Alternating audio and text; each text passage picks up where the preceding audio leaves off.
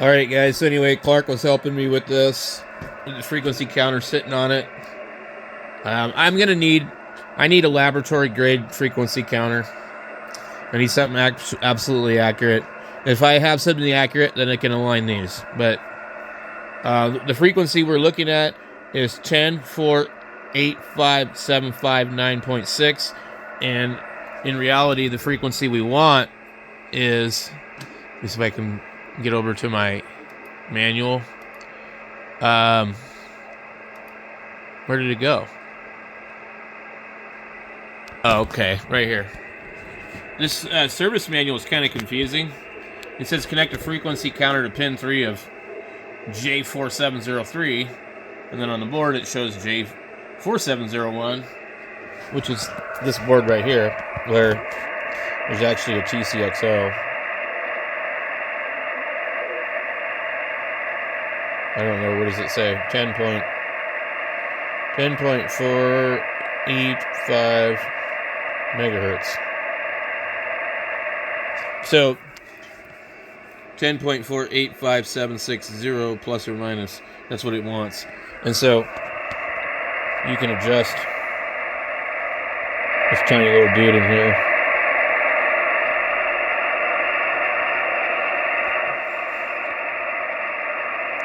Let me see if I can.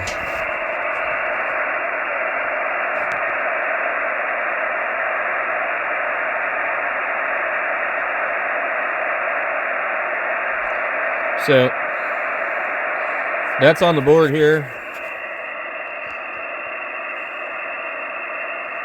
Got a couple diodes, a transistor, and some, I guess, capacitors, 10 volt, 16.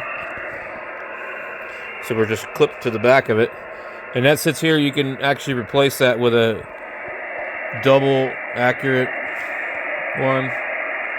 But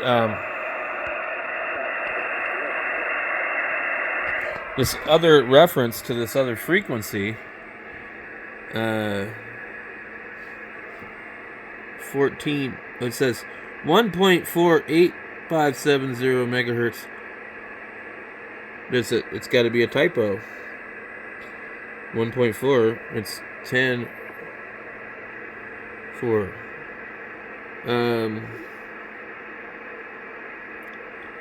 Anyway, so we must be really, really close to that. 45760. 4855760.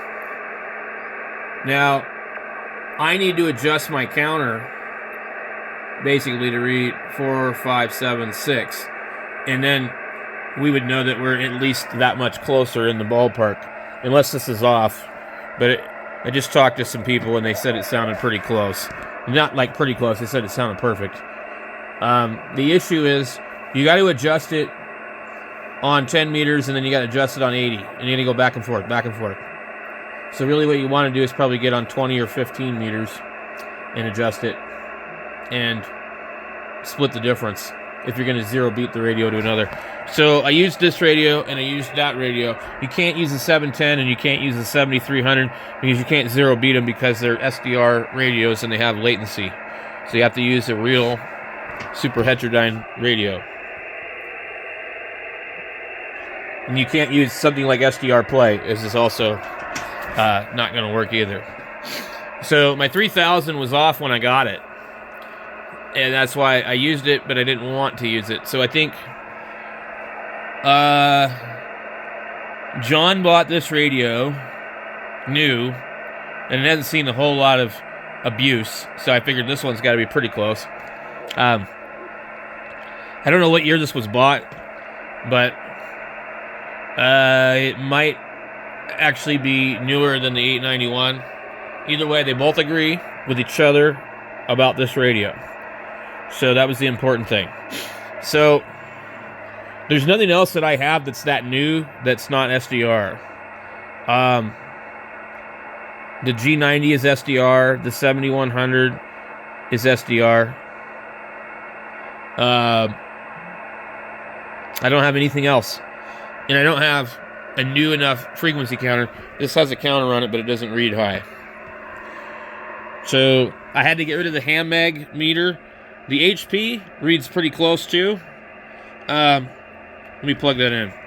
So what? I don't know why it's reading 0.3, but anyway. I don't know. This thing's old. It's metal. And too bad that part's broken. So there's an adjustment on the back of here. And you can measure the external oscillator too, but this is an HP. I mean, they were like made really good. So we can adjust that, and we don't even have to open it up to do anything. So when you're measuring really, really high resolution, it takes a while, almost 30 seconds to get a reading on these old ones. The gate will flash, and then you get your number. We're reading in the hertz. Hertz, kilohertz, this is the time base. So that's seconds versus milliseconds, microseconds. So it'll read really, really fast if you put it up at megahertz, but it won't read like this kind of number. So you don't see the 10. The ones right there, 0, 4, 8, 5, 7, 5, 9.7. Okay. Then we're going to turn that, and it'll go on hold. It'll hold our display. Now here's the HP. We're at 10 seconds per hertz. And then we can see a number here. It'll change. Okay, see now. 0.04857060. So, and this one actually didn't hold. Sometimes it does that. So we got 4857. And what we should be reading is 760. We don't know if this is accurate.